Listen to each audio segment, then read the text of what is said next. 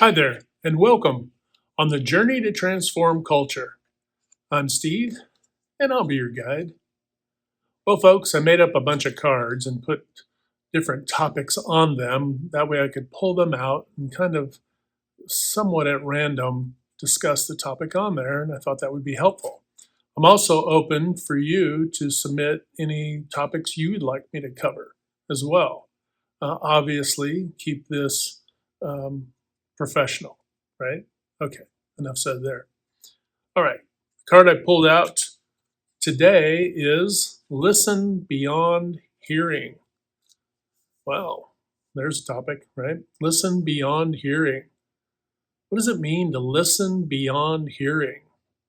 We've all been in this situation where we've heard something, but it didn't really register, right? We may have even been looking at the person saying something, but our mind was maybe in three different locations at once when they said what they said, and it went right over your head. You may have had to say, "Hey, what did you just say?" For clarification, because you didn't catch it, right? Because your mind wasn't zeroed in, you weren't focused. So there's that side of it, right, where it's pretty obvious, and we've all been in that situation at some point or another where our attention wasn't exactly zeroed in and we're caught off guard and we didn't really catch the information. So we ask for clarification. Sometimes, if we don't ask for clarification and think we know it was said, we might respond with something completely different. It's like somebody might have said something like, "Did you mow the yard?" "Oh, yeah, pizza sounds good." Right? So we may respond in a way that isn't in alignment with the question because we were, thinking about something else. I will admit I have done this before myself. Typically, when I'm in deep thought or if I'm trying to concentrate on something, and if my mind hasn't shifted back and somebody says something to me, sometimes I've missed that in the past. But I'm aware of that. So as I've gotten older and a little bit more mature, had more time to practice, right? Um, I'm able to, have almost none of those things occur anymore. But we can be caught off guard. We're all human. We can make mistakes, right? So, but that's the obvious, easy part of this, you know, what it means to listen beyond hearing. But if you look at it from an organizational perspective, listen beyond hearing isn't just that, right? Although it is focusing on what people are saying. But if you take a piece of that and you apply it to being in an organization, are you listening beyond hearing? That is, are you picking up the story that's going on with something that somebody's telling you or a group or what you're seeing, right? Because even though we're not necessarily hearing something when we see things, it does tell us a story, right? And there is an aspect of mental, focus and listening. What is our mind listening to? What are we hearing, right? And then are we listening to that story? So if your employees or your team or your staff, whatever it might be, even some of the leaders, if they're potentially too hyper focused in one area and in very linear ruts, for example, are you able to pick up and understand and hear and then listen to that story of what you're seeing going on? And are you then brave enough to bring it up and say, "Hey, this is what I'm saying." And it doesn't matter who you are. It could be that you're on the broader team, or it could be that you're the leader or one of the leaders in your organization. It's okay to have that open discussion because now you really are opening that up to get clarification and then to begin to listen beyond just hearing, right? Listen beyond what you're seeing, even, right? So you might see something and think, "Oh my gosh, so and so's got a really bad attitude." But then as you open it up for dialogue and communication, what do you find out? You find out that so and so's dealing with health issues or a family crisis or this sort of thing outside of work. Some of those things might require you to go, "Hey, you need to probably take some time off," right? And that's how you can be an advocate for your team and your team members as well, right? So So listen beyond hearing is being able to pick up, right? Discern some of the clues and then to build an accurate story. Now we have to be careful because we can listen beyond hearing or fail to listen beyond hearing when people are also trying to tell us a story. So if you've been around the block a few times in life and dealt with a lot of different folks, there are those who will try to manipulate that story, right? They'll try to twist and turn it. And then are you listening to the story? And then at the seat of it, what are you picking up on? Are you picking up on somebody who's fearful? Are you picking up on somebody is dealing with other issues in their life? Are you picking up on a certain brokenness or lack of confidence? Are you picking up on some of the layers that make up our psychology, if you will?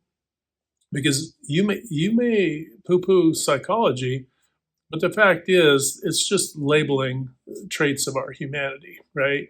We're just saying, hey, these are some isms that kind of apply to us, right? In certain situations. And are we picking up on some of those clues? Are we listening beyond just hearing what's being presented to us? Are we able to take that in? And then, of course, we don't want to react. We want to respond, but we want to respond after processing that. So another thing that and this obviously can happen with people who are manipulating the story because they know you're listening, right? Because they're trying to sell you on something, right? So if they're trying to sell you a story, right, then you're going to take that in and you're going to process that, and you're probably going to ask yourself, well, why are they trying to sell me this story? What's the point? And you may ask them directly, well, what's the point of this story exactly? I mean, what's the point of you telling me all of this? And so that they will come down to the final sentence or two, right? And say, well, we need more money for the XYZ resources, right? You want your folks to be comfortable because sometimes the story that you're getting is them walking around the fear of being able to communicate directly to you or to their team. Some people have a fear of speaking to other people in general to request resources or, hey, is this XYZ going to be ready in a certain time? Some people are, struggle in those areas. Not everyone does, of course, but some do. And we have to recognize that areas where you're strong, others aren't necessarily strong, right? They're not going to be as strong as you in all these areas. And likewise, for you, you're not going to be as strong as others in their particular areas. So you have to acknowledge this about yourself too and say, okay, I don't want to tell a story because I'm afraid to ask a question. Just ask the question and say, hey, we need more gloves for the XYZ, or we need more materials or sales materials or this or that, or whatever it is. And this is why. And be able to get to that, right? Because everybody's time is valuable, of course. And it doesn't mean your story is not important, but we want to make sure that we're not just telling the story just to, sometimes people will want to bring the old history into the present and present situation. Well, years ago, we used to do it this way. You know what? Years ago, right? Don't bring issues of years ago to now.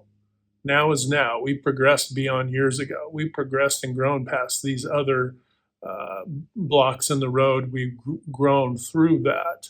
What this story is now telling you is that this person has unresolved issues with the past and your organization. Now, this can ripple out just as easily into our culture, right? And our other relationships, our friend groups, civic groups, families, all of these things, right? Interpersonal relationships.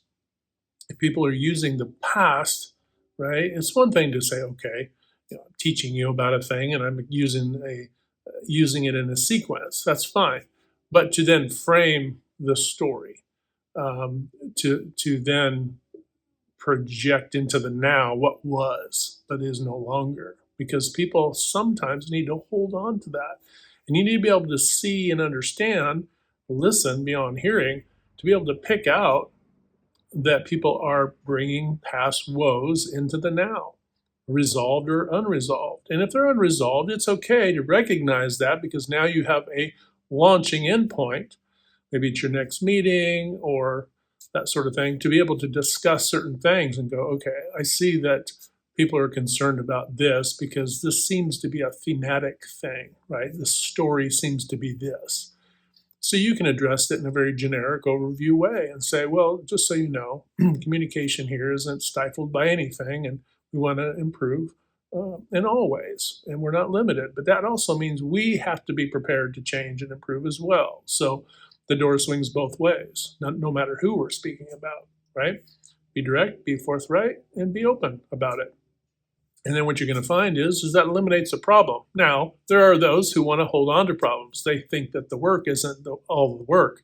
I think that something in the way is part of the work, and it's not. And you need to be able to communicate and convey that as well. So listening beyond hearing is also to understand that you're going to either auditorily or otherwise process in that people are telling you where some of these roadblocks are. Oh, well, they think there's a roadblock here and there is no roadblock. Or perhaps there is a roadblock there and their story now applies. So this is why listening beyond hearing is so important, because you need to be able to find the through line, especially if you're a new leader, new functional, new staff member, that sort of thing, because you're learning and you're picking up on what goes on in this organization and that sort of thing. And you're going to be able to start to see how the story goes. Now, caution, we don't talk about people. We don't, we don't rumor control and all these other nonsensical things that are low vibrational, that are beneath us as human beings, that we need to grow up and away from, right? And how do we do that? We listen beyond hearing to be able to pick up when that is occurring, and don't get pulled into those traps, right? Don't get pulled into the gossip and pulled into the, oh, what so and so said and what this happened and that happened and da da da da, irrespective of whether this actually was said or happened or not. If you didn't hear it yourself, it didn't happen, right? So these are things you want to guard yourself against, right? Listen beyond hearing, because it'll keep you safe that way, because you don't want to get pulled into the nonsense, right? All right, folks, just a short one today. Listen beyond hearing. And you can think of many examples, I'm sure, in your own life or in your organizations where listening beyond hearing and taking your time to process what the story is before reacting. You don't want to react. You want to be able to respond appropriately. All right, folks. Hope you're having a fantastic day and an even better week. Remember to hit that good domino 3 to 5 times a day to uplift, motivate, inspire, and just encourage folks. And when you do that, not only are you transforming other people's lives and that of your organization, but also in your own life. And that's a fantastic thing. So don't take it for granted. All right, folks, hit like, share, and subscribe. And until next time, we'll talk to you later.